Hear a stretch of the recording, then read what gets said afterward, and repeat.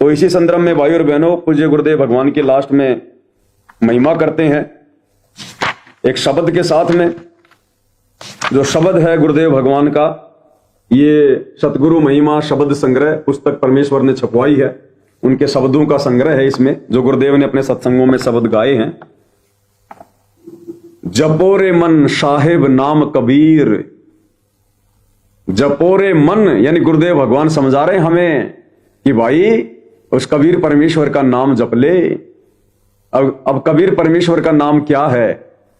जब वो कबीर परमात्मा सतगुरु रूप में तत्वदर्शी संत के रूप में धरती पर प्रकट होकर अपना ज्ञान प्रचार करता है, और उस ज्ञान को समझकर या दुखों से दुखी जब कोई प्राणी उनसे उपदेश लेने जाता है, और जो नाम जो मंत्र वो परमात्मा उनको देता है वो है साहेब नाम कबीर, यानी गुरु रूप में कबीर जी के द्वारा दिया गया वो नाम, वो उपदेश है। और दूसरा वो है जो परमेश्वर हमें शब्द देंगे। शब्द यानी अपनी पहचान करवाएंगे कि तुम्हारा गुरु ही शब्द रूप में है। यानी गुरु की शब्द रूप में पहचान हो जाना ही सार शब्द की प्राप्ति है। हम हैं शब्द, शब्द हम माही, और परमात्मा कहते हैं हमसे भिन्न और कछु नहीं। शब्द निवास आकाशवाणी यो सतगुरु का रूप है, और सत्यलोक से उतरे शब्द स्वरूपी साहिब। तो परमेश्वर क्या कह रहे हैं? जपोरे मन साहिब नाम कबीर। जपोरे मन साहिब नाम कबीर। कि जब वो कबीर भगवान गुरु रूप में आता है तो कहते हैं उसके द्वारा दिया गया नाम जपो, मर्यादाओं में रह के भक्ति करो। उसको कहते हैं कबीर नाम जपना, कबीर जी का नाम जपना। जपोरे मन साहिब नाम कबीर। जपोरे मन साहिब नाम कबीर। भाई एक समय गुरु बंसी बजाए कालंदरी के तीर। एक समय गुरु बंसी बजाए कालंदरी के तीर। कालंदरी यानी जमुना नदी, यमुना। मलुकदास जी जो कि कबीर परमेश्वर जी की शरण में आए जब वो गुरु रूप में आए थे, क्योंकि मलुकदास जी कबीर परमात्मा के समकालीन थे। वो पहले विष्णु जी के, श्री कृष्ण जी के पुजारी थे, उनकी महिमा किया करते थे। और जब कबीर परमेश्वर से नाम लिया तो ये ज्ञान धीरे धीरे समझ में आता है। ये जो रंग हमें चढ़ा हुआ है इन नकली भगवानों का, ब्रह्मा विष्णु महेश का, ये धीरे धीरे उतरता है। तो मलुकदास जी अपने गुरु कबीर जी से कहा करते थे कि जी हमने एक बार सुना है कि श्री कृष्ण जी ने कालंदरी यानी जमुना नदी के किनारे एक बार बांसुरी बजाई थी, और इतनी मीठी बांसुरी, इतनी मधुर बांसुरी कि जो गायें थी, जो गायें चराया करते थे, वो गायें भी उनकी बांसुरी की धुन सुनने के लिए उनके पास आ जाया करती थी। तो कबीर परमेश्वर ने देखा कि भाई मलुकदास को अभी ज्ञान अच्छे से समझ में आया नहीं है, अपने गुरु के सामने और 3 लोक के नकली भगवानों की महिमा कर रहा है। तो परमेश्वर ने तो दिखाना था ना, समर्थ ने समर्थता भी दिखानी थी। तो मलुकदास जी से उनके गुरु कबीर परमेश्वर सतगुरु रामपाल जी ने कहा कि चल भाई मलुकदास, आज हम भी आपको बांसुरी बजा के दिखाएंगे। और उसी जमुना नदी के किनारे ले गए जहां पर श्री कृष्ण जी बैठकर बांसुरी बजाया करते थे। और जब कबीर भगवान सतगुरु रामपाल जी ने बांसुरी बजाई, और वो तो कभी नहीं बजाया करते थे भगवान, उन्होंने ऐसे हाथ किया, ऊपर से बांसुरी आ गई सतलोक से। और जब परमेश्वर ने बांसुरी बजाई फिर क्या हुआ? कहते हैं ऊपर से देवता भी नीचे उतर के आ गए। मुनिजन, साधु संत महात्मा उसकी मधुर आवाज सुनने के लिए ऊपर के लोकों से नीचे उतर के आ गए कि ऐसी मनमोहक धुन, ऐसी अनहद धुन ना कभी सुनी ना देखी। मंत्र मुग्ध हो गए, अपने पद छोड़ छोड़ के, और परमेश्वर के उस बांसुरी की धुन को सुनने के लिए आ गए। और तो और पशु पक्षी तो छोड़ो, जमुना नदी का जो पानी था वो भी रुक गया, जैसे बर्फ जम जाती है परमेश्वर की मधुर वाणी सुनने के लिए। आसपास के पशु पक्षी, सूखे पौधे भी हरे भरे हो गए परमेश्वर के मुख कमल से बांसुरी की आवाज को सुनकर। तो क्या कहा भाई, एक समय गुरु बंसी बजाए कालंदरी के तीर। यानी एक समय हमारे गुरुदेव भगवान सतगुरु रामपाल जी ने, जो 650 साल पहले कबीर नाम से आए हुए थे, उन्होंने बांसुरी बजाई थी। भाई एक समय गुरु बंसी बजाए कालंदरी के तीर, एक समय गुरु बंसी बजाए कालंदरी के तीर। सुर नर मुनि जन थकत बहे वो, रुक गया दरिया नीर। जपोरे मन साहेब नाम कबीर, जपोरे मन साहेब नाम कबीर। कि हे मन, हे आत्मा, उस कबीर भगवान का नाम जप जिस कबीर भगवान ने जमुना जी के किनारे वो बंसी बजाई थी, बांसुरी बजाई थी। आज वो कबीर भगवान तुझे कलयुग की पिछली पीढ़ी में तेरे गुरु के रूप में प्राप्त है। तुझे शतलोक ले जाएगा, फिर ऐसी बांसुरी तुझे 24 घंटे वो अनहद धुन मंत्र मुग्ध करने वाली तुझे वहां सुनने को मिलेगी। वहां फिर आगे क्या कहा परमेश्वर ने, भाई काशी तज गुरु मगहर आए दोनों दिन के पीर। काशी तज गुरु मगहर आए दोनों दिन के पीर। कोई गाड़े कोई अग्न जलावे, ढूंढा ना पाया शरीर। जपोरे मन साहेब नाम कबीर, जपोरे मन साहेब नाम कबीर। परमेश्वर अपनी महिमा के विषय में बता रहे हैं कि वो परमात्मा ना बुढ़ा है, ना रोगी है, ना वो कोढ़ी है, ना वो बीमार है। जब गोरखनाथ जी की और कबीर परमेश्वर जी की गोष्ठी हुई थी 650 साल पहले, उस समय परमात्मा की लीला में आयु 8-10 वर्ष की थी। और जब गोरखनाथ जी रामानंद जी के साथ में ज्ञान गोष्ठी करने लगे तो कबीर परमेश्वर खड़े हो गए, बोला नाथ जी, मेरे गुरुजी से ज्ञान चर्चा करने से पहले मेरे से करो। तो गोरखनाथ ये देखकर हंसा और कहा कि ए बालक कबीर, तेरी उम्र क्या है और तू मेरे साथ में ज्ञान गोष्ठी करेगा? तो कबीर परमेश्वर ने कहा, भाई ना मैं बूढ़ा, ना मैं बालक, ना मैं भाट भिखारी। ना मैं बूढ़ा, ना मैं बालक, ना मैं भाट भिखारी। कहे कबीर सुनो रे गोरख, या है उम्र हमारी। कि भाई ये है मेरी उम्र। तू मुझे क्या बालक समझ रहा है, क्या बच्चा समझ रहा है क्या? मैं ना बुढ़ा हूं, ना बालक हूं, ना कोई भाट भिखारी, तेरी तरह कोई मांग के खाने वाला नहीं हूं मैं। ये मेरी उम्र है, अगर तू मेरी उम्र जानना चाहता है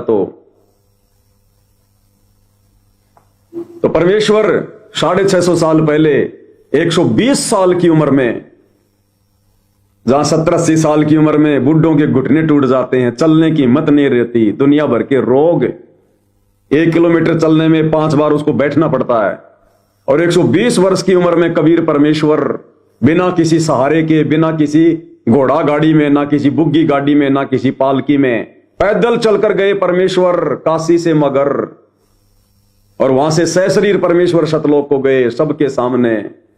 तो समर्थ अपनी समर्थता बता रहा है, भाई काशी तज गुरु मगहर आए दोनों दिन के पीर। यानी हिंदू और मुसलमान दोनों धर्मों के गुरु थे। कोई गाड़े कोई अग्न जलावे, ढूंढा ना पाया शरीर। जपोरे मन साहेब नाम कबीर।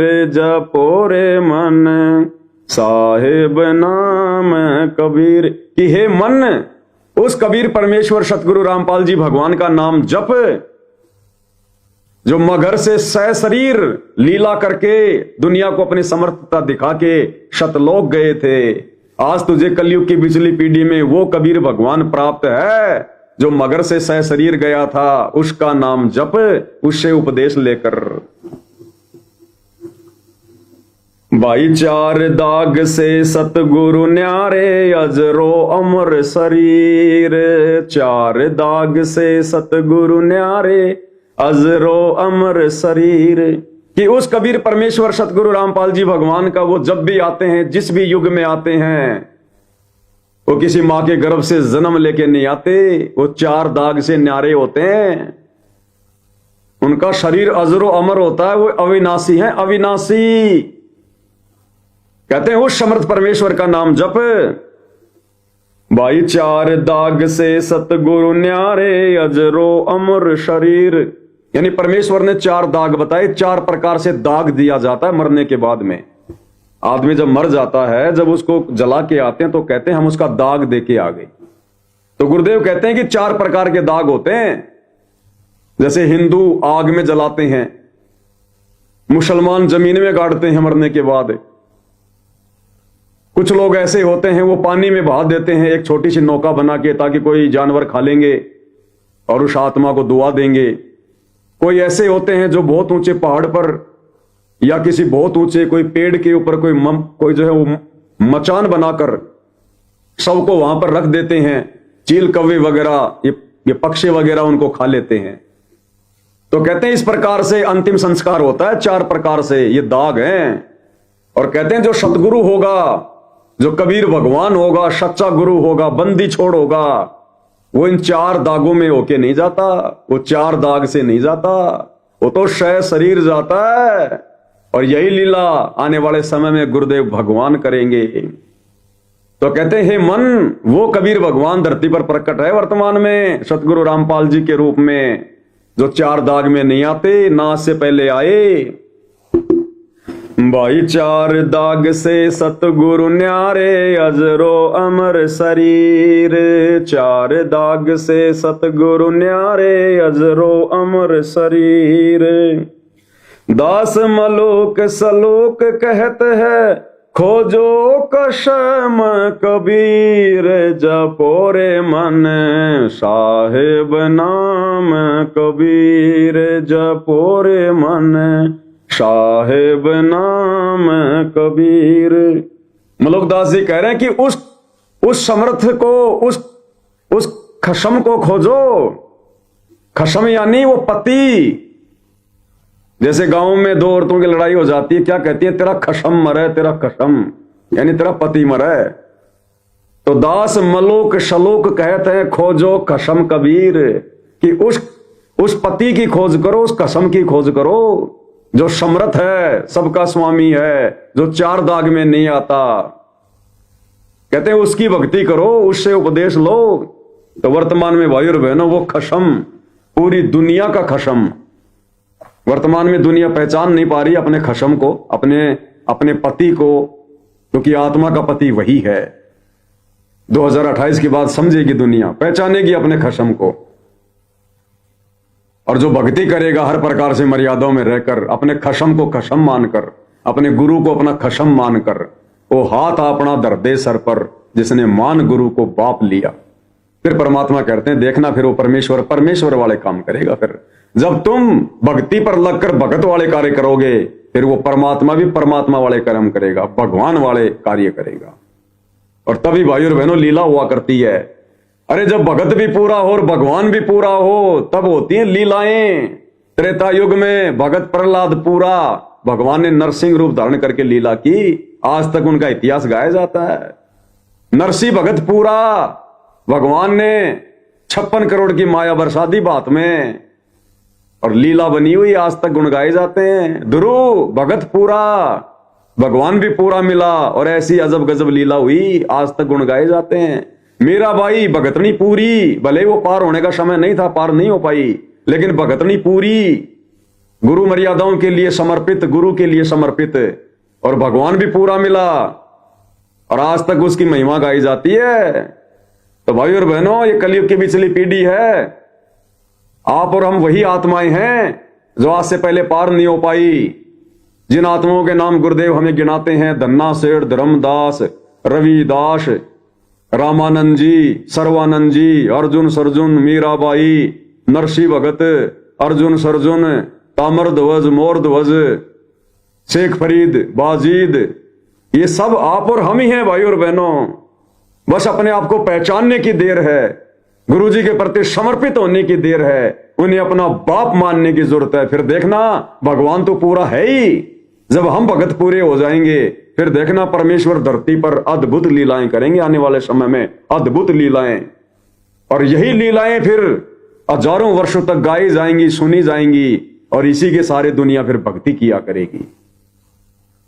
तो भाई और बहनों, आप और हमने मौका नहीं चूकना है। परमेश्वर ने हर प्रकार से हमें अपनी जानकारी करवा दी, अपनी पहचान करवा दी है। अब हमने इस मौके को चूकना नहीं है। ये कलयुग की पिछली पीढ़ी में आप और हमारा जो दाव लगा है भाई और बहनों, बिल्ली के भाग का छिक्का टूटा है।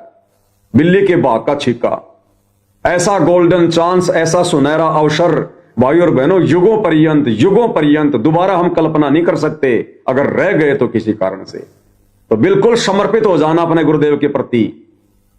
हमारी मर्यादाओं के बीच में चाहे हमारा परिवार आए, चाहे समाज आए, चाहे रिश्तेदार आए, चाहे किसी का पति आए, चाहे किसी की पत्नी आए, अगर मर्यादाओं के बीच में कोई आएगा तो लड़ना झगड़ना नहीं, गाली गलौच नहीं करना, मार पिटाई नहीं करना। हम गाली खा लेंगे, मार पिटाई खा लेंगे, हर प्रकार से उनके जुल्मों को सहनेंगे, लेकिन मर्यादा नहीं तोड़ेंगे उनके चक्कर में आके, उनके दबाव में आके, उनके प्रेशर में आके। अब की बार हमने परमेश्वर प्राप्त करना है, और जब हम इतने दृढ़ होंगे, गुरु जी के अनुकूल चलेंगे भाई और बहनों, परमात्मा फिर हमसे दूर नहीं है। समर्थ हमारे साथ में रहता है। कहा ना गुरुदेव ने कि वो भगवान साथ साथ ही घूमता है। जो बच्चा गऊ की नजर में यूं साईं को संत, और भक्तों के पीछे फिरे वो भगत वत्सल भगवंत सतगुरु रामपाल जी। तो परमेश्वर तो पल पल साईं की तरह, छाया की तरह आप और हमारे साथ में रहते हैं शब्द रूप में, और जहां जरूरत पड़ जाएगी परमात्मा शरीर भी धारण कर लेगा अपनी आत्मा के लिए। इतना समर्थ है हमारा गुरु। बस उनको पहचानने की देर है, और उनके अनुकूल जैसा वो चाहते हैं वैसी मर्यादाओं में रह के भक्ति करने की जरूरत है। फिर देखना ये परमात्मा ठाटम ठाट करेगा, और अंत में अपने विमान में बैठा के सतलोक लेकर जाएगा। तो भाई और बहनों, आज की सत्संगति में केवल इतना ही। परमेश्वर इसी प्रकार से आप और हमारे ऊपर रजा बनाए रखें। बंदी छोड़ सतगुरु रामपाल जी परमेश्वर जी की जय हो।